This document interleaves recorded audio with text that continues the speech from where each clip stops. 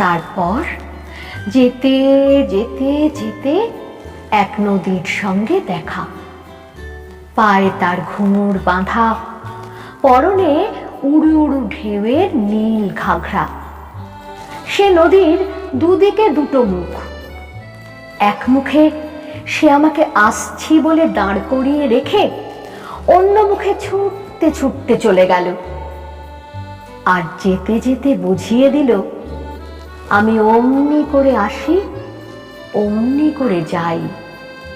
বুঝিয়ে দিল, আমি থেকেও নেই, না থেকেও আছি। আমার কাঁধের উপর হাত রাখলো সময়। তারপর কানের কাছে ফিস ফিস করে বলল, দেখলে, কাণ্ডটা দেখলে? আমি কিন্তু কখনো তোমাকে ছেড়ে থাকি না। তার কথা শুনে হাতের মুঠোটা খুললাম। কাল রাত্রের বাসি ফুলগুলো সত্যি শুকিয়ে কাঠ হয়ে আছে।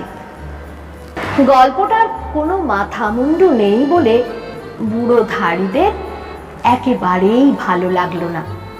আর তাছাড়া গল্পটা বানানো, পাছে তারা উঠে যায়, তাই তাড়াতাড়ি ভয়ে ভয়ে আবার আরম্ভ করলাম। তারপর যেতে যেতে যেতে দেখি বনের মধ্যে আলো জ্বালা প্রকাণ্ড এক শহর। সেখানে খাঁ খাঁ করছে বাড়ি, আর সিঁড়িগুলো সব যেন স্বর্গে উঠে গেছে। তারই একটাতে দেখি চুল এলো করে বসে আছে এক পরমা সুন্দরী রাজকন্যা। লোকগুলোর চোখ চকচক করে উঠল। তাদের চোখে চোখ রেখে আমি বলতে লাগলাম। তারপর সেই রাজকন্যা আমার আঙুলে আঙুল জড়ালো।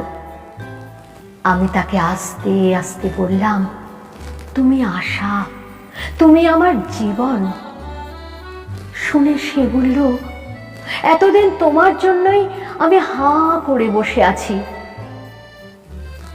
বুড়ো ধাড়িরা আগ্রহে উঠে বসে জিজ্ঞেস করলো, তারপর? ব্যাপারটা তাদের মাথায় যাতে ঢোকে তার জন্যে ধোঁয়ায় ধোঁয়াকার হয়ে মিলিয়ে যেতে যেতে আমি বললাম, তারপর কি বলবো, সেই রাক্ষসী আমাকে খেলো।